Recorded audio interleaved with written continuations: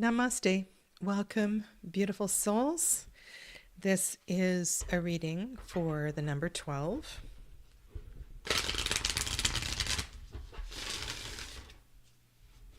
And if your card of the year is the Hanged Man, the Hanged One, this is a reading for you. The Hanged One. This can be a very difficult energy to process and to understand, in that, what am I supposed to do? Hang upside down? Be in reflection all year long? There is this possibility of clear sight and inner knowing that is around you and with you. This is a 1 and a 2. It's a 12. And I think of 1, 2, 3, 1, 2, 3. This is really building towards something, but there's this absolutely necessary pause that is part of your self-reflection, your self-development this year. I'm almost feeling like this is, it's like the halo around the Hanged Man is a part of the development that comes in the 20th Arcanum. This is a year of change. This is a year of new beginnings. This is a year of endings. And so this is about an understanding for you. Hi, Mary Beth. Welcome. I'm really intrigued with all of this. It is primordial water with Golden Dawn associations, the Hanged Man. We can also bring this into the energy of Pisces as Neptune co-ruler. And I feel like, again, very much on the precipice of something important here is about to be revealed. The deck that I'm using for this particular reading is Le Tarot au Remous Étrange, and it's widely available. It's a mass market deck, one that I like very much. All right, and each of the decks that I am choosing for the readings, it's been a thoughtful process. All right, this is a reading for the number 12 for those who have tarot card of the year. Hanged Man, Hanged One.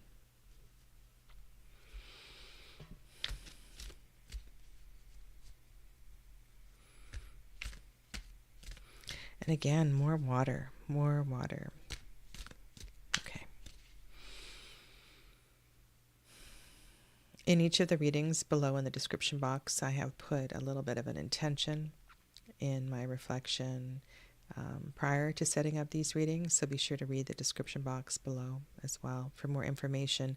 And if you're kind of lost with my process, please go back to the video that I did on the 10th,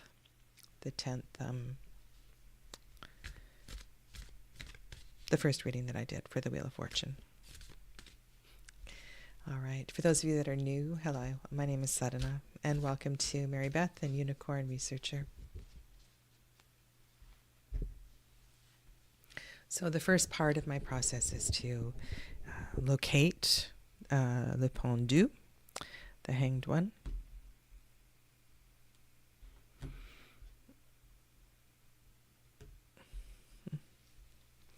Now, it would not surprise me if le pendu was in the second pile, because that's where the 10 and 11 were, and I'm just really sensing that a lot of the majors are going to be showing up there, but there's just something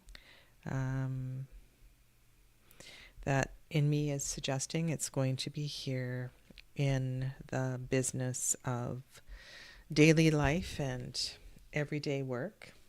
Ooh, I have something from the last reading I do want to share with you.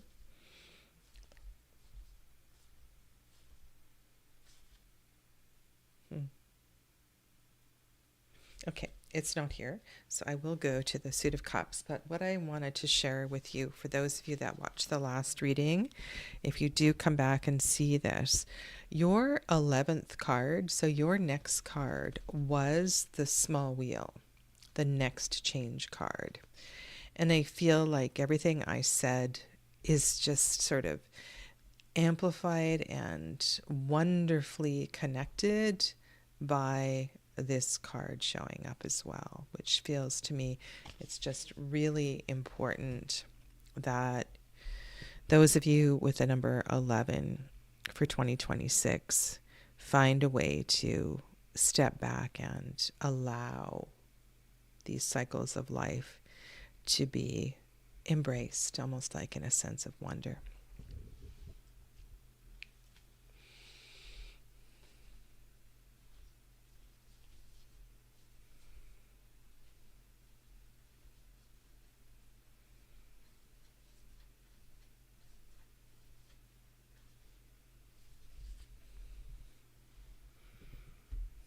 All right, so very interesting. So Le Pendu is going to be in one of the two active piles, which is a very challenging place, I feel, for Le Pendu to be, because this is a year of non-action, in that all of the shifting, the changing, the realizations,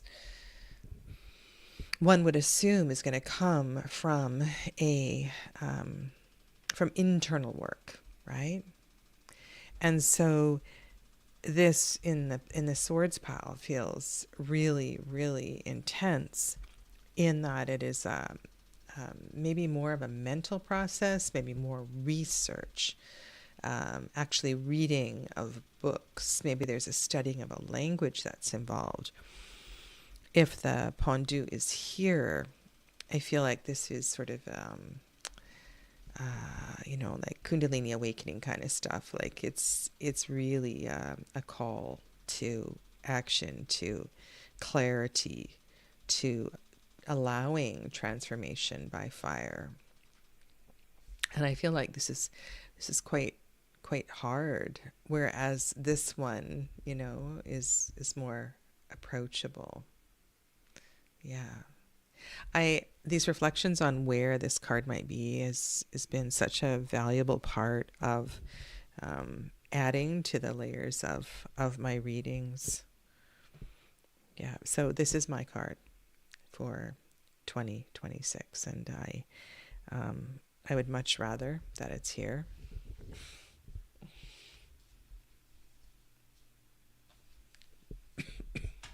It's here. Okay.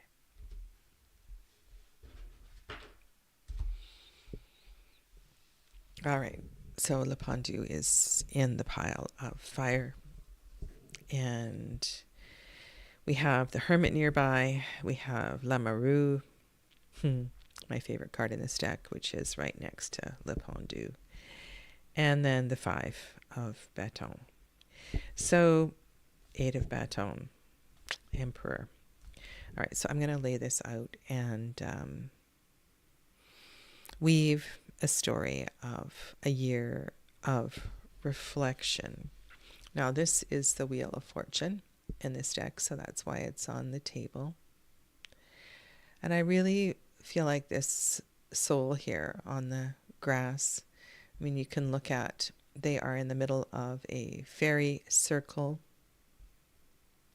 in a vulnerable place, honoring the shifting of seasons, ritual, acknowledging the connection as above, so below. Yeah. Okay, so I'm going to take out Le Pendu and then put Le Pendu in the center, and then what follows Le Pendu, we've got 3 cards here, so I'll lay the first 3 cards down. And then we have to circle around back to the top. So 1, 2, 3, 4, 5, 6, 7, 8, 9, and 10.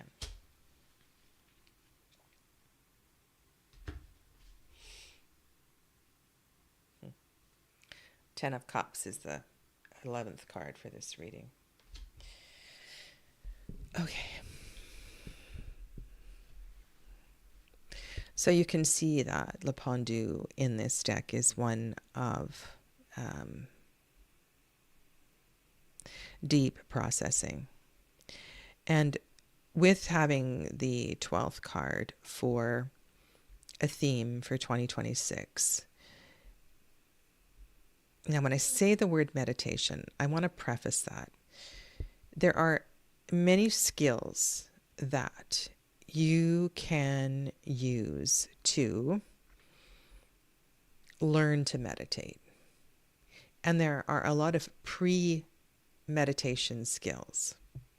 So saying that this card is in the fire pile, what does that mean? Well, it means it really has something to do with your life path, your purpose, your reason for being. It also connects to the element of fire. And so when I think about precursors to meditation, I think about the practice of Tritak. And the practice of Tritak is something that I teach. It can be done with candles. It can be done with mandala. And I believe there is a free or a $1 link to a Tritak mini workshop on my website. So that's something that you can look to. But this is something I would suggest that you move into slowly. If you've never meditated, you don't just sit down on a meditation cushion, not having stretched your body and try to zone out. You know, it's a process. So for those of you who've never done that, one of the ways to learn to love yourself and to find yourself in this place of bliss that we see in the Lover's card in this deck is to take good care of yourself, right? This is about stretching and walking and nourishment, finding ways to like yourself, to love yourself, to love all of yourself. The things you do well, the things you struggle with, they all are a part of who you are. And learning to take time, whether it is a breath or whether it's a 30-minute sit and reflection. This can also be, going down to the beach. It can be sitting in a park. It can be, I think of, there's a word for it, like when you go around and around, like you walk the same loop, maybe 11 times every day. No earbuds, no chatting with a friend. You walk very methodically and you allow your walk to become your meditation. One of the things that I used to do when I, and I don't know why I don't do this now because I walk a different route.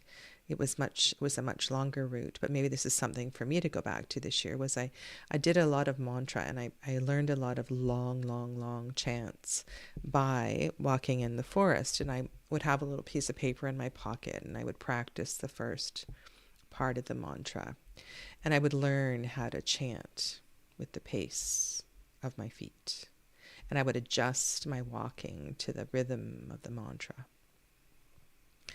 And it was really a beautiful thing. And if I ever had an occasion to pause and put my two hands each on different trees and just sort of be in the moment to feel. So I'm sharing this because meditation comes in different ways. And in a strict sense of the world, it's a very specialized practice, but there's all kinds of ways we can find that different frequency, higher frequency, and a lot of insight can happen during that time. The number 6, the 6th arcanum, wants us to be at the heart space. I'm kind of liking this 612 connection here. 612, 18. 18 is the moon. Wouldn't that be cool if 18 was here? 6 is a perfect number. 6 is the union of the divine masculine and the divine feminine, the upward facing triangle of the divine masculine, the downward facing triangle of the divine feminine. They come together to form the mandala for the Anahat heart chakra, the Star of David. In the center of the tree of life, this is illuminated by the sun, life force energy. And so this reading starts with love. It starts with love and a journey. And I'm loving that the hermit is journeying in the direction that the spread is laid. Journeying towards... Now, in this deck, there are no kings. The kings are the goddess of the suit. And so the hermit is journeying towards the king, the goddess of pentacles. What does that mean?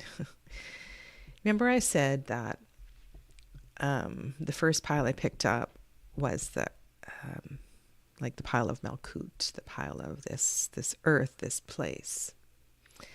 And I feel like really getting to know what my presence is. Of course, having this card for a year is going to get you to slow down. It's wanting you to slow down. And if you fight it, I imagine, you get sick. Things happen to force you to slow down, and you don't want that to happen. This wheel is an internal wheel of change. And the Goddess of Pentacles maybe this is more like a life review.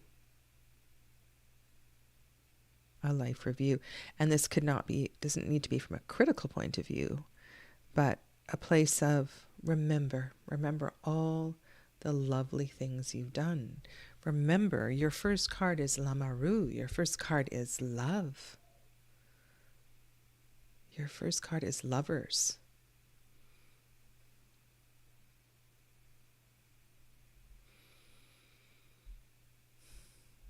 How important is that? How important. So this is a journey of love. It's a journey into yourself. It's a journey about being present with life. And we can be so much more present if we learn to meditate, if we learn to slow down, participate in a slow food cycle, participate in any events that honor simplicity. This might be, I don't know, like Swedish death cleaning. There's all kinds of different ways we can start to simplify our life. So that might be something to think about. In order to create space and make things easier, we need to clear out. And I've really been thinking that these readings, this time of year, we're still kind of in this processing place. I don't really feel like the new year begins until at least the first new moon cycle of 2026. So this is, and I'm kind of liking this as also an important. Maybe there are maybe there's a scrapbook to be made. Maybe this is a time to review journals. When's the last time you actually reviewed your own journals? So I'm going to go ahead here and turn some cards over. 4 of Swords. Camping under the stars. Now, this is an important part of this journey, of this process. I don't like just talking to one card at a time, but I think I can weave this in here. You've been through a lot. You've been through a lot. And when I think of Four of Swords, I think of all of the Three of Swords moments in your life and how important healing and processing is. And that maybe part of this review that I'm feeling here, this this deep reflection, is in remembering all of those moments, all of those years, all of those lifetime experiences where your heart indeed was broken, where there was a loss, that you likely do carry the archetype of grief as a life lesson. And that is something that you will continue to work with throughout not only this year, but this lifetime. And the self-care and the self-nurturing is so very, very important. And I really like these two cards together here.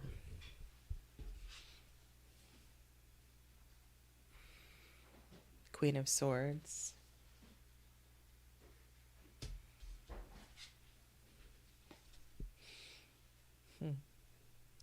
Isn't that interesting? Last reading had Cavalier of Pentacles as well.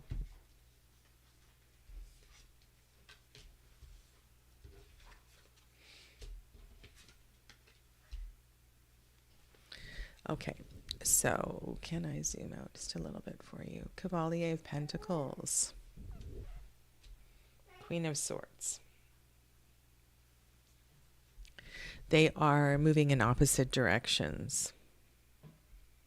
So, interestingly, in Libra, the Four of Pentacles, the Four of Swords gets picked up by the King of Cups. It's not in the domain of the Queen of Swords, but I feel like the Queen of Swords is wanting to climb into that tent. The Queen of Swords is wanting to take a bit of a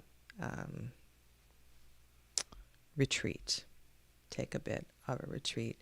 She is so strong and so powerful. So this aspect of yourself, no matter how you identify, there's a pattern. I talked about this pattern of grief. There's this pattern of gaining strength through tragedy, gaining strength through tremendously transformative experiences. And that Queen of Swords is standing there, I feel, strong, and yet really reflecting on this first group of cards and how important they are. And it's almost like out of the back of the Queen of Swords comes this little version of you, this mini me who's ready to go in a different direction. And this feels like, this is the Cavalier of Pentacles, not the Page, right? So it's a bit of a journey of presence. And I think that this card fits so beautifully with the Hermit. These are journeys on this land, slow journeys, inward journeys. And wouldn't it be wonderful if this was a year you could do a pilgrimage somewhere, or you could do one of the, there's lots of sort of sacred walks all over this planet. But you could also turn, I talked about walking, you could also turn your daily walk, you could turn something at home into a weekly or a daily sacred pilgrimage.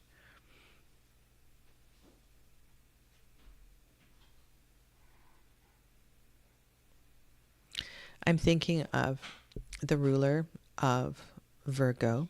So Hermit is Virgo, and the Cavalier of Pentacles is connected, Golden Dawn associations to that. And I'm thinking of Asclepius, the rod of Asclepius. I'm thinking of the healing. Mercury as not only the guide, the god of travelers, but also of healers. And there's some crossover there for you that seems really important.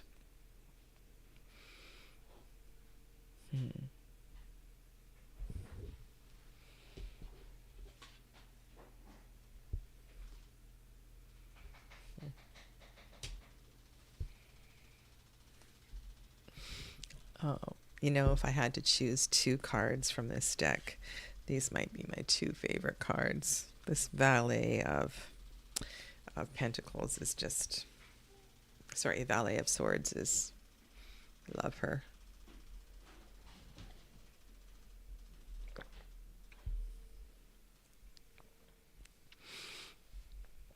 There's always more to learn and more to study. And studying often costs money. Takes time away from stuff that we're busy doing. So I want to go back. Remember that these cards showed up in the fire pile. And I said this is very dharmic, life purpose kind of stuff.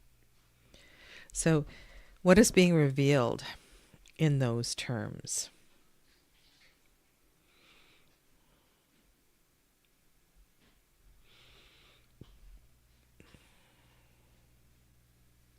Well, with the Wheel of Fortune, things are always changing, right? And things are always changing regardless whether the Wheel of Fortune is the theme, but that's all amplified this year. And I said that your 11th card was a 10. It's the 10 of Cups. 10 of Cups is the final decan of the astrological year. It is a final bow. It is I think it also, I don't know, it feels like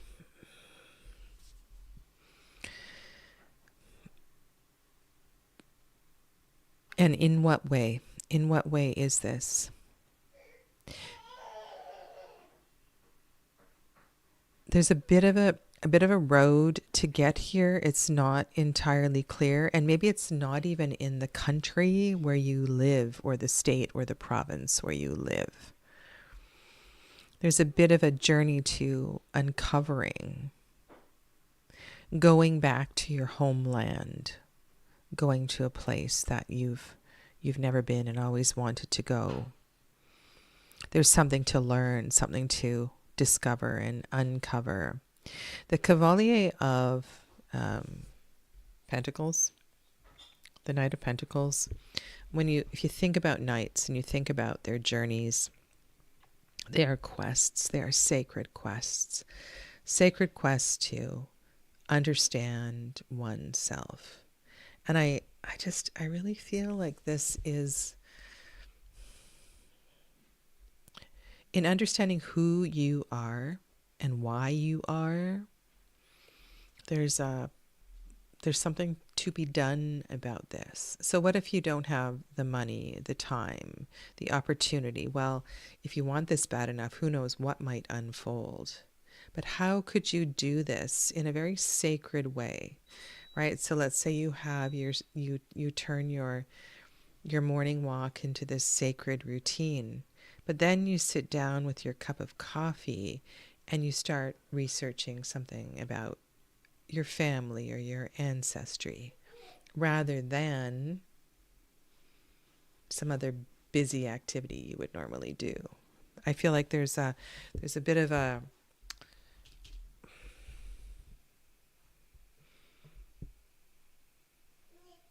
did I say something about a new language or something earlier? Like a new, but it was in I said that if it was in the suit in the pile of air. But there is some new learning here.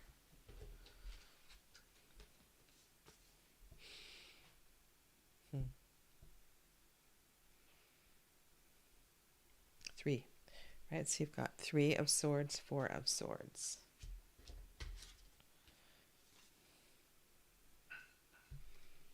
Nine of Cups, 10 of Cups.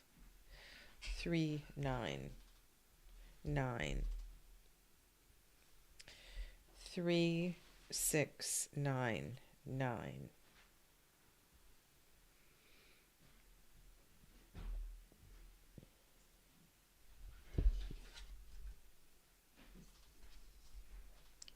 The World.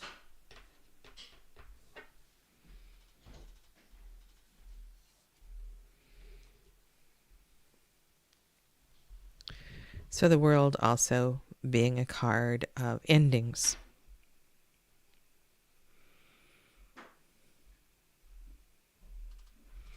What a, I don't know if beautiful is the word I would use, but really potent couple of cards being side by side. 3 of Swords and 9 of Cups. Finding our blessings in the most,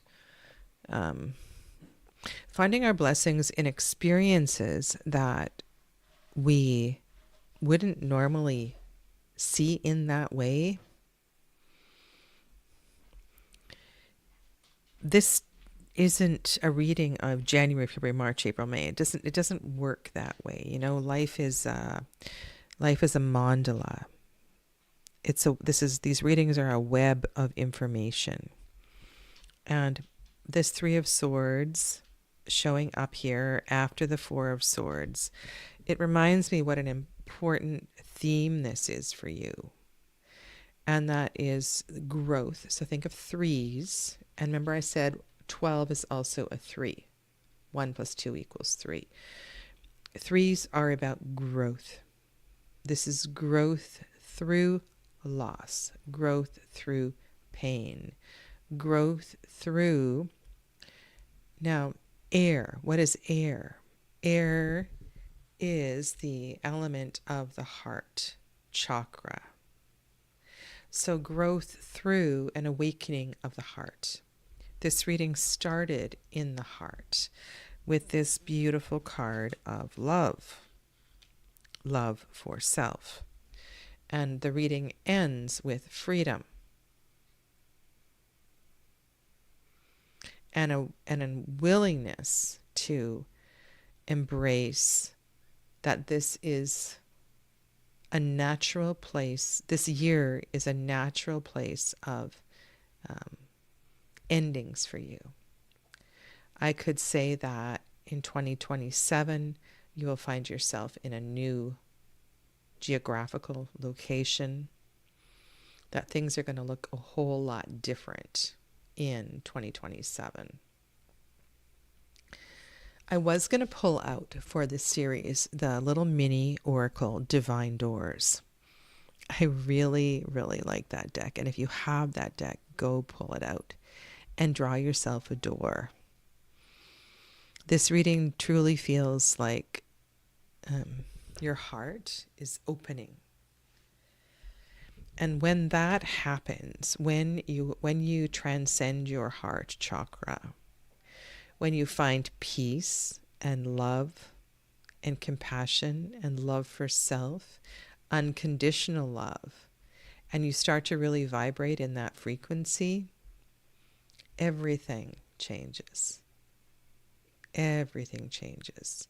It's so beautiful, and you feel like your cup is full. Your cup does runneth over. And that all these life lessons, all these horrific experiences that have been a part of your story have made you into this incredible person.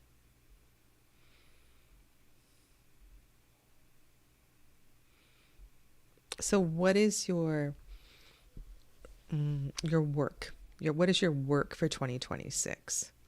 Well, like I said, learning to meditate, getting back to a meditation practice of sorts, something that feels like your sacred time, getting to know yourself again, taking time for love and self-care, reflecting on you as the goddess of your life, you as this beautiful spiritual being that you are.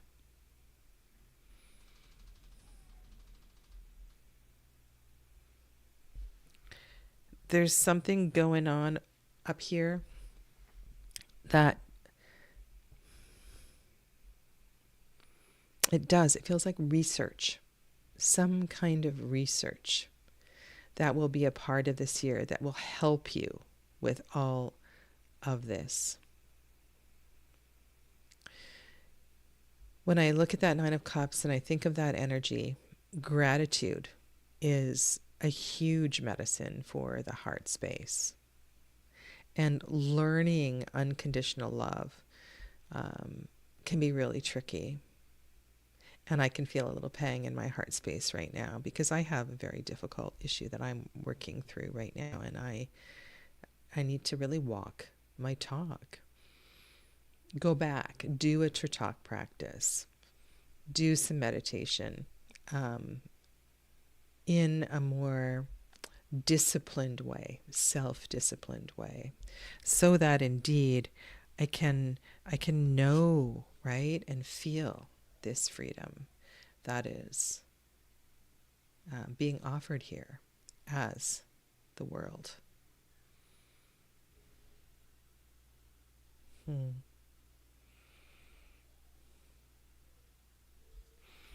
Okay, so if you have any comments, questions, if you'd like me to speak to any of these cards further, please leave a comment or a question below and I'll be happy to respond. Okay? Take good care and sit quietly for the rest of your day. Namaste.